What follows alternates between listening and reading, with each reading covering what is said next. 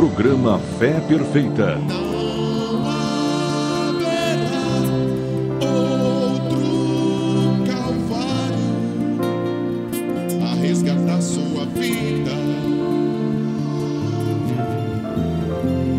Não haverá outra mensagem, não haverá outra Bíblia. Não haverá outro profeta a te mostrar a saída.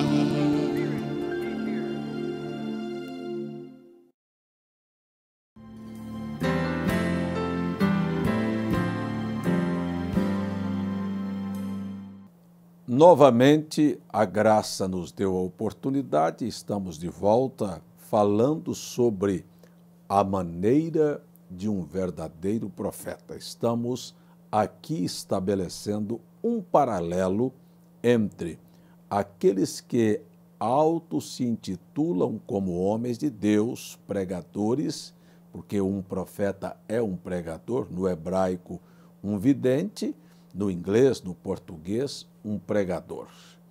Entre aqueles que se auto-intitulam um profeta ou um pregador, e nós damos a oportunidade a você que está em casa fazer o seu próprio juízo e julgamento. Se você está ouvindo ao seu pastor, ao seu sacerdote, ao padre, seja lá quem for seu líder religioso, ponha-o na balança e você mesmo chegará a uma conclusão se ele é um profeta do Senhor ou você, de alguma maneira, está seguindo a um falso profeta. São coisas que caracterizam o falso e o verdadeiro. Um verdadeiro profeta não chama a atenção do povo para si. Um verdadeiro profeta não vem em seu próprio nome nem com as suas próprias ideias. Um verdadeiro profeta vem sempre, virá sempre com o assim diz o Senhor. Um verdadeiro profeta não está preocupado com o que as pessoas pensam ou querendo obter favores e apoio da religião, da política e da sociedade. Ele terá um compromisso. Ele não fugirá à responsabilidade, ainda que tenha que ser contra tudo e contra todos. Mas ele vem e traz sua mensagem e logo se ausenta, e aí então o que resta é o juízo ou a graça. A graça, quando é crido, recebido como um mensageiro de Deus. O juízo, quando é rejeitado, e então segue-se uma praga sobre aqueles que rejeitam o tempo e a visitação de Deus para o momento, que sem dúvida alguma ama as pessoas, não desejando que o mal lhe sobrevenha. Esta é a razão de Deus sempre enviar um profeta. O falso profeta, ele tem características distintas. Primeiro, ele fará com que você creia parcialmente. Ele terá uma interpretação privada. Ele será amante da sociedade, da política, e ele fará uma religião de meia qualidade, de meia boca, de meia verdades, quando na verdade meia verdade é um engano. Um falso profeta, ele será amante do dinheiro, como você tem exemplos e exemplos na Bíblia daqueles que amam os primeiros lugares, serem bem tratados, bem compreendidos, e bem elogiados e bem remunerados. Eles amam estas coisas. Como também, não tendo compromisso nem consigo, nem com a alma daqueles que o servem ou o seguem, de qualquer maneira, tudo está bem. Esta é a maneira de um falso profeta. E eles estão aí, bem pertinho de você.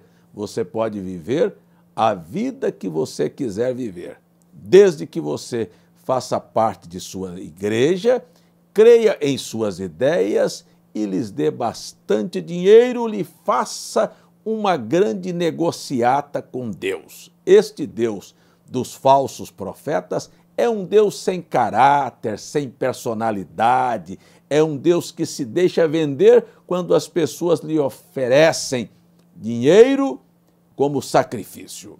Nós estamos estudando aqui a maneira de um verdadeiro profeta. Lemos Amós 3,7. O Senhor não fará coisa alguma sem primeiro revelar seus segredos aos seus servos, os profetas. Óbvio, nos dias de Amós, o profeta, não havia lá batistas, presbiterianos, assembleianos, congregacionais e metodistas. Quem sabe, fariseus, saduceus e algumas outras religiões daquele dia. A pergunta é, será que a religião daqueles dias receberia Amós? A resposta é, obviamente, não.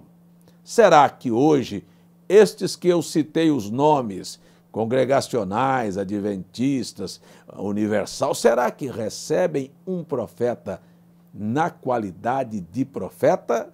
Eu também, sem dúvida alguma, digo aos senhores, incluindo os pentecostais, não tenho dúvida que não receberiam. Por quê? Porque, na verdade, ele viria e sua mensagem poria para baixo tudo que eles estão afirmando como verdades. Por exemplo, o comportamento social, a maneira de se vestir, as músicas, a maneira como se cultua. Na verdade, eles não queriam Amós. Talvez eles dissessem assim, mantenha este rabugento fora da cidade. Mas não importava, ele tinha o assim diz o Senhor. Não importa se você vai crer ou não crer naquilo que eu estou falando, mas eu estou falando a você a verdade das Escrituras. Se você não tem coragem de olhar a verdade de frente, eu não posso te ajudar. Mas eu estou sendo bastante sincero para lhe dizer que a sociedade, a política e a religião saiu da linha.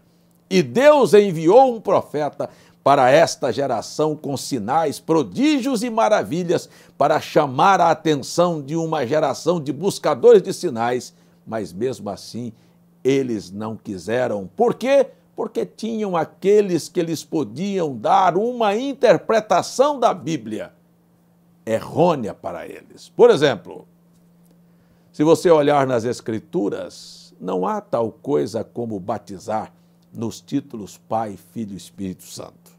Onde conseguiram tal modelo? Não foi na Bíblia. Não há nenhum relato bíblico de nenhuma pessoa que tenha sido batizada desta maneira, nem na Bíblia, nem na história até antes do Concílio de Nicéia.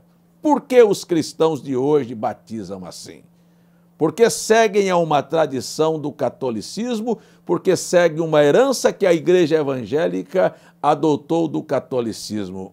Eu pergunto, o catolicismo, dentro da visão espiritual da Bíblia, ela é fonte de verdade ou fonte de engano? Fica com você. Muitas pessoas dizem que é bom ser um profeta ou um pregador. Você já notou como nós temos isto aos milhares hoje? Por exemplo, nós temos pessoas que nunca foram chamadas nem comissionadas para dizer absolutamente nada. Eles não têm o que dizer, eles não têm o que apresentar. Há apenas aquele espírito de engano sobre as pessoas que colocam a Bíblia debaixo do braço. Por exemplo, vamos ser bastante claros e objetivos. Nós estamos olhando a Bíblia de frente. Já notou você que Deus nunca chamou uma mulher para ser uma pregadora? Já notou você que a Bíblia proíbe determinantemente uma mulher no ofício sacerdotal?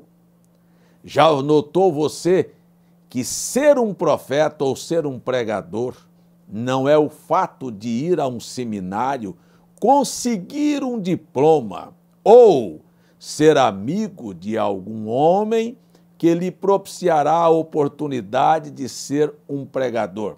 Estes são os que são formados em seminários, recebem títulos e ofícios de pastores sem nunca terem ovelhas e sem nunca terem sido chamados por Deus, apenas por ter algum conhecimento intelectual na Bíblia que, sem dúvida alguma, serve mais para matar do que para dar vida. Uma mulher em cima do púlpito é uma coisa escandalosa. Você notou que Paulo disse que é vergonhoso? Talvez você nunca tenha lido a sua Bíblia, mas na primeira carta de Paulo aos Coríntios, capítulo 14, verso 34, diz que era proibido uma mulher falar na igreja porque era indecente. Agora, essas não são minhas palavras, esta é a Bíblia. Talvez você esteja carregando a Bíblia, talvez você não tenha coragem de ler a Bíblia, talvez seu pastor não tenha coragem de lhe dizer a Bíblia, e talvez você terá ódio desta escritura, ou então talvez você não gostará de mim e nem da minha explicação, porque eu estou aqui com uma missão de dizer a você: isto é assim diz o Senhor. Isto é a maneira de um verdadeiro profeta. Amigo telespectador, nós temos hoje aqueles que, por ir ao seminário, são chamados de pastores, ou porque foram ordenados, ou tomaram uma decisão produto de uma das divisões das muitas que existem nas igrejas hoje, se auto-intitularem como pastores. Mas, na verdade, você verá que eles nunca foram chamados nem comissionados por Deus para pregar o Evangelho. Você imagina que muitos dizem: é bom ser um profeta do Senhor. Mas para ser um profeta do Senhor, primeiro você precisa ser chamado. Profetas nascem profetas. Eles são predestinados, eles vêm ao mundo de uma maneira diferenciada, eles vêm com o assim diz o Senhor, eles estão dispostos a condenar tudo, ainda que eles não sejam bem aceitos, cridos ou gozem da confiança das pessoas, mas eles virão de todas as maneiras com o assim diz o Senhor. Você pode imaginar que as pessoas se dizem dirigidas por Deus e pelo Espírito Santo e não creem na Bíblia? Você poderia imaginar o Espírito Santo contradizendo a sua própria palavra, quando, na verdade, a Bíblia condena uma mulher por vestir-se imoralmente? Mas hoje não existe mais vestes imorais, pastor. O que é vestir imoralmente? Ou o que é vestir, na linguagem da Bíblia, com honestidade e com pudor? Se você mostrar as pernas, não é imoral. Se você andar de short, não é imoral. Se você usar biquíni, não é imoral. Se você mostrar suas pernas, não é imoral. Se você mostrar seus seios, não é imoral. Se você andar com a roupa apertada, mostrando, desenhando o seu corpo, não é imoral. O que é imoral para você? Você notou como isto perdeu a sua validade? Está vencido, não é? Não, a palavra de Deus permanecerá para sempre. Na verdade, as pessoas estão enlouquecidas, as mulheres estão loucas para expor os seus corpos, para transformarem uma sociedade no que nós estamos vendo de um grupo de homens frouxos, moles, imorais e, sobretudo, homossexuais, sem nenhum interesse pelo sexo feminino, porque, na verdade, dizem muito a respeito de mulheres, mas quando vão olhar a situação, são dominados e, na verdade, não reagem como verdadeiros homens. Eu quero olhar mais um pouquinho com você. Você já pode imaginar o que a Bíblia diz a respeito da condição da sociedade em que nós estamos vivendo? Olhe bem, a igreja não mais. Você diz, pastor, o senhor está falando contra as igrejas? Não, eu estou falando a verdade, eu não estou falando contra as igrejas. As pessoas que estão nas igrejas, elas são boas, mas elas estão tendo uma oportunidade de ouvir o assim diz o Senhor. Quero dizer assim, olha, sem dúvida alguma, batista, presbiteriana, congregacional, adventista, testemunha de Jeová, Igreja Universal, todas elas possuem pessoas boas e sinceras lá dentro. Mas quero dizer a você também, com toda a honestidade, se isto prestasse, isto permaneceria, mas um dia isto desaparecerá. A única coisa que sobreviverá é o assim diz o Senhor, é a infalível palavra de Deus. Passarão céus e terras, mas a palavra do Senhor permanecerá para sempre. Portanto, esta sociedade vai passar, estes usos e costumes vão passar, esta perversão vai passar. Sodoma e Gomorra imaginou que não iria passar, mas passou. E quer saber de você? Todos os impérios passaram, mas aqui estamos ainda pregando a velha e abençoada Bíblia, que é a verdade, que tem subsistido a todos os testes e opiniões contrárias a ela, mas ela está aqui dizendo, eu sou a verdade absoluta. Esta é uma coisa difícil. Deixa eu dizer uma coisa para terminar esta programação agora. Deixa eu dizer a você uma coisa. Olha, eu sei que isto não é para todos. Para ser um profeta, tem que ser um homem destemido, sabe? Um homem que não está buscando ser entendido, mas que tenha um compromisso com Deus. Para crer na mensagem de um profeta, é preciso ter uma visão profética. E para viver uma mensagem profética, é preciso ter uma constituição profética, ou você não suportará a pressão que virá sobre você. Quero dizer isto bem claro a você, precisa ser chamado, porque se você foi chamado, Deus dará graça, força e poder para você se pôr de pé e dizer que a sociedade, que a política, que a religião, que o comportamento moral ou moderno seja reduzido a zero, mas que a palavra de Deus seja mantida como verdade absoluta na minha casa, na minha vida e no meu dia a dia. Deus te abençoe. Nós vamos continuar com a maneira de um verdadeiro profeta. A maneira de um verdadeiro profeta. Nós estamos olhando este quadro de frente. O que temos nós, como nação, para exportar para as demais nações do mundo, vindo da nossa religião, da nossa política e da nossa televisão, que demonstra claramente a condição das famílias desta nação? Primeiro, nossa política está manchada de corrupção.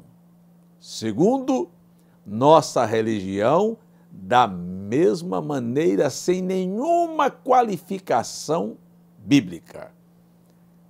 E terceiro, eu tenho ouvido até jornalistas elogiarem o produto da exportação das telenovelas brasileiras que deu à sociedade e às famílias o padrão de viver.